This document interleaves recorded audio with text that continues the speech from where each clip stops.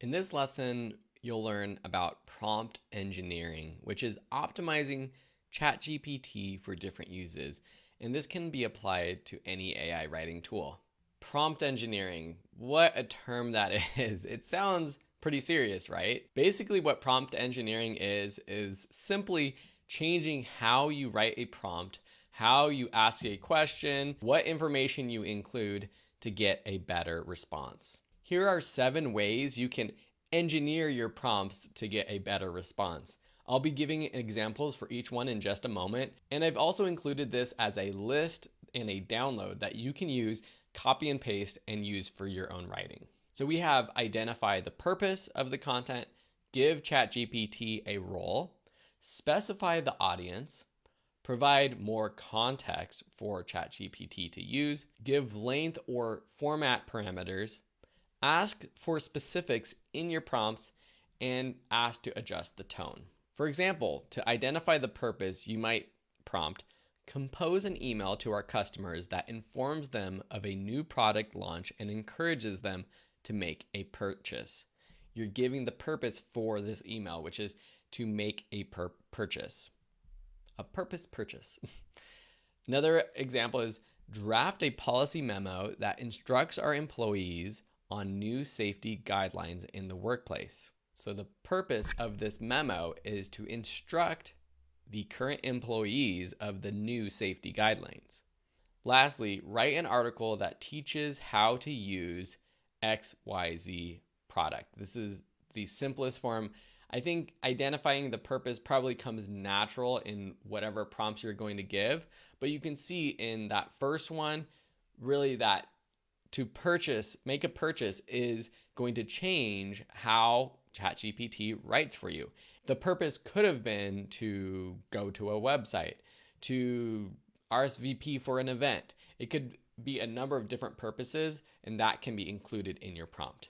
Give ChatGPT a role. This is important to do at the very beginning of your session, of your thread with ChatGPT.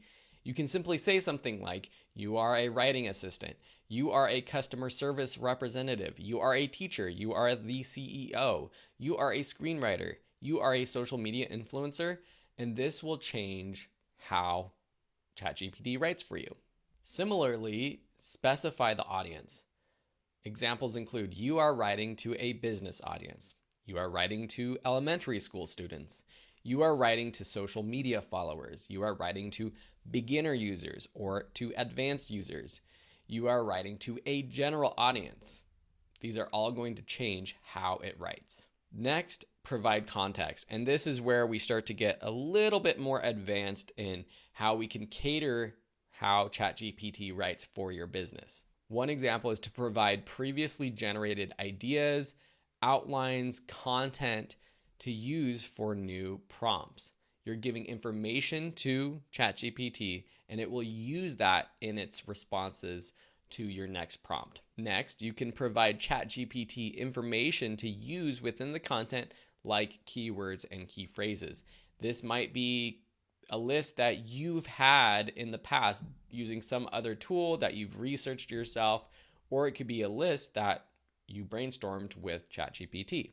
You can provide audio or video transcripts with information that it can use. This can also help with the style and tone of writing, and I'll talk about that in a second. Or provide examples of your existing website content.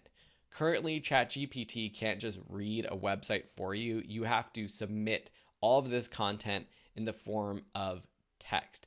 I'm assuming that in the future, it will be able to, just by simply submitting a link to an article, be able to read that for you, but currently it doesn't do that. Next, we have give length parameters. So this is simply write an article that's 500 words, that's 1,000 words, that's 3,000 words. Write a 2-minute video script or a 5-minute video script. Write something for Twitter or for Instagram. It's going to change based off of its knowledge of the format and the length restrictions for those platforms.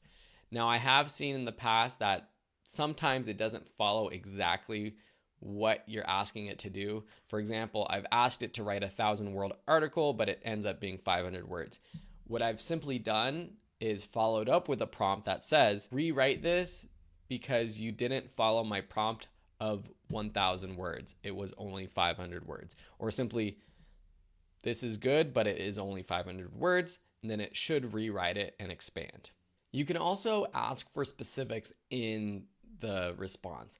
So if you're not getting what you want from it, you might need to specify that you want a call to action, that you want ChatGPT to use emojis, and not only emojis, but use emojis throughout the entire content, to include a list. Maybe you're asking ChatGPT to rewrite the landing page for a product or service, and it might come back with a bunch of paragraphs about your product, but really what you want is like a list of the 3 best reasons to buy this product.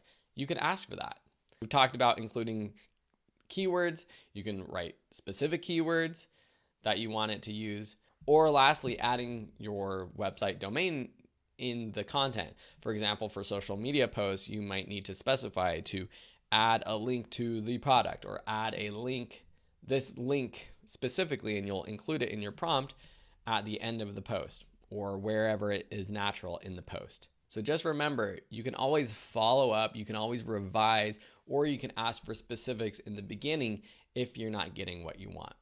And then our last prompt engineering tip is to adjust the tone.